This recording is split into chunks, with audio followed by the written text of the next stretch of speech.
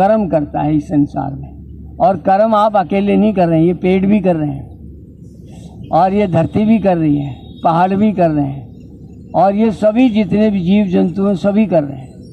उस कर्म से केवल आप अपने कर्म से जोड़ोगे तो बात नहीं बनेगी, ये सभी के कर्म जोड़ने पड़ते हैं। का उत्पादन भी करते हैं। हाँ, तो बना दिए ब्रह्म उतना ही रहता है।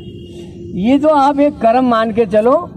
परमात्मा से क्या, परमात्मा किसका कारण है? ज्ञान का। ज्ञान से क्या करते हैं हम? कर्म। ज्ञान के कारण क्या बनेगा? कर्म बनेगा। और कर्म के बिना कोई रहता नहीं है। एक आदमी की हिम्मत नहीं है जो कर्म के बिना रह जाए संसार में। आप एक को दिखा दो मुझे जो बिना कर्म रहता हो। कुछ भी जड़ या चेतन कोई भी बिना कर्म नहीं है। ऐसी जबरदस्त व्यवस्था है। कर्म सबको करना होता है। ये अच्छा बुरा गलत सही कर रहा है वो मनुष्य ही है, बाकी कोई गलती नहीं करता। वहाँ से कर्म, और कर्म किससे होता है? कर्म का कारण, फिर कर्म के कारण यज्ञ होता है और यज्ञ के कारण बादल उत्पन्न होते हैं, बादल के कारण अन्न उत्पन्न होता है, अन्न के कारण हम उत्पन्न होते हैं।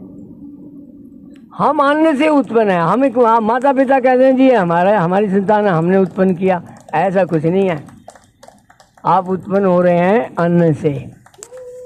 कई बार कहते भी जैसा खाओ अन्न वैसा हो जाए मन, और मन जैसा हो जाएगा वैसे ही माता पिता से कनेक्ट होकर आपका जन्म हो जाता है।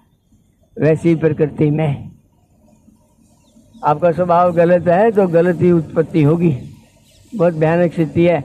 जैसा खाओगे अन्न, आप अन्न बासी खा रहे हो, कूड़ा खा रहे हो, अब कीड़े मकोड़े खा रहे हो तो चिड़िया बना देंगे, मांस खा रहे हो तो शेर बना देंगे, अब गोबर खा रहे हो ऐसी चीज़ खा रहे हो तो वह वैसा कीड़ा बना देंगे। जैसे गोबर खाने वाले कीड़े भी हैं, मल खाने वाले जीव